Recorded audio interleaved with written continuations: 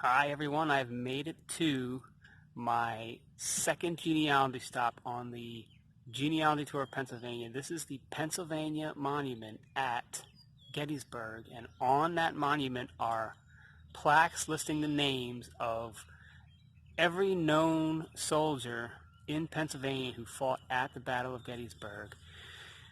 I have found one direct ancestor on this plaque, and now I'm going to be looking for a second. This is a brother of a great-great-great-great-grandmother, something like that. So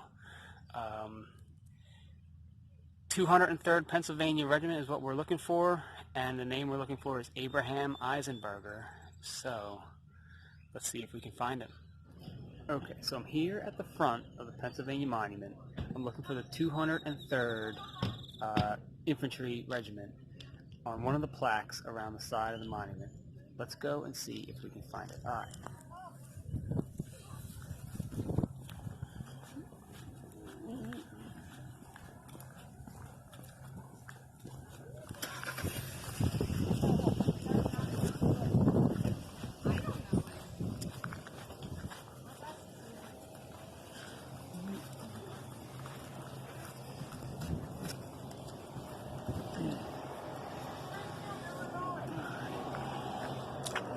The lower numbers are starting here.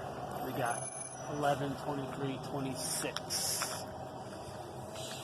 Okay, I'm walking around 27, 28, 29. Okay.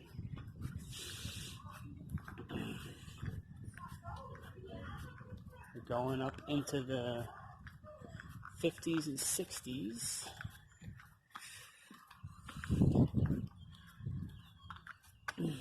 Not every number is represented. Here we got 75 jumps to 81. Okay. But the numbers go up as one would expect. Okay. And coming around to 107, 109. Now 109 is an interesting one for me because I have an ancestor here that I know on the 109th. I've been here before to find this name, and that name is here, W.H. Pickersgill. This is my grandmother's great-grandfather, I think. Now, one thing I wanted to mention to you is that these plaques, over the past 100 years, these plaques change, okay? When they find information to believe that a person has been left out, they might add that name. Okay, you can see maybe it's a slightly different font or whatever was added later.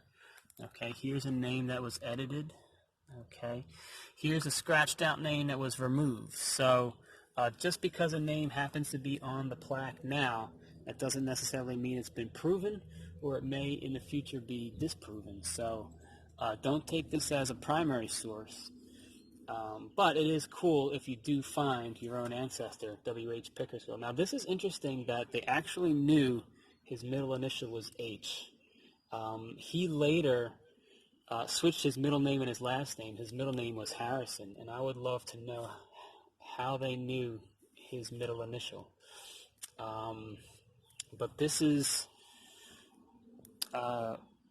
one of the plaques I come to see at the Pennsylvania Monument, but it's not the one I came to look for today. I'm looking for 203rd, so let's keep walking. Okay.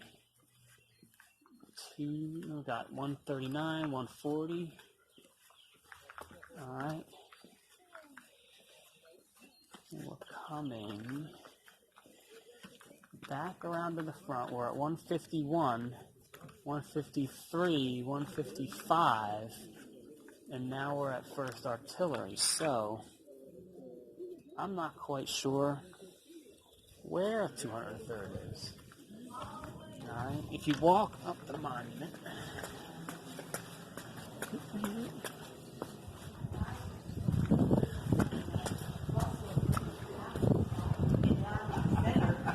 there's only 2 or 3 people up there now. There's some more plaques. These are cavalry plaques, which I believe are not what I'm looking for either.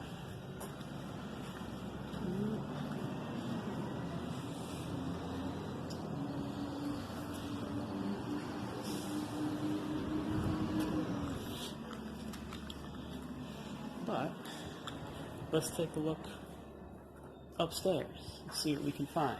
It says memorials erected in 1910, dedicated September of 1910. So about 119 years old. All right, let's go up the steps here.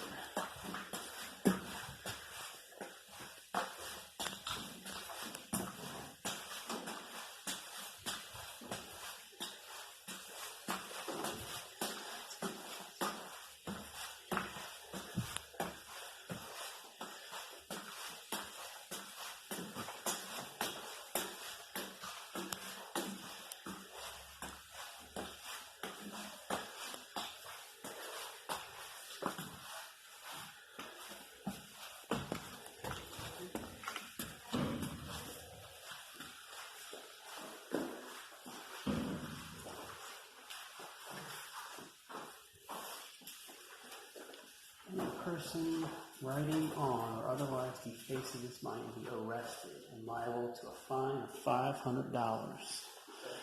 I would never do that.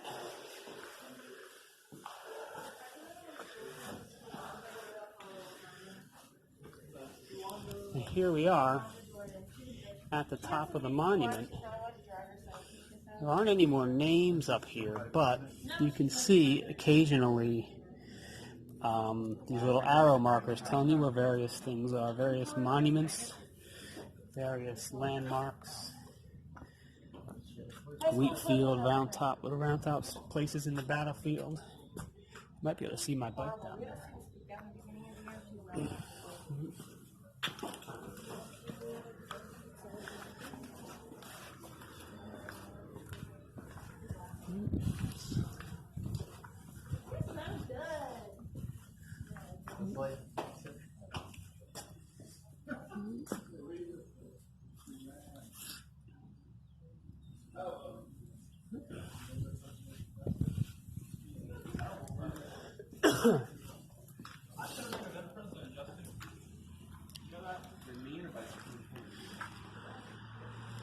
It is interesting, but there's no 203rd Infantry at the Pennsylvania Monument. I feel kind of like Pee Wee Herman. There's no basement at the Alamo. Well, there's no 203rd Infantry.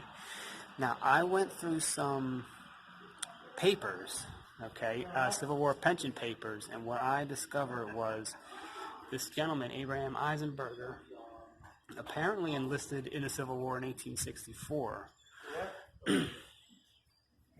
Which was after the Battle of Gettysburg. So I believe that's about when the 203rd Infantry formed. So I don't know why Abraham Eisenberger's obituary reported that he fought in the Battle of Gettysburg if he enlisted in 1864, the year after the battle. So I've got a mystery. I got to figure out why that came up in his obituary. Well, I'm going to head back to camp. All right.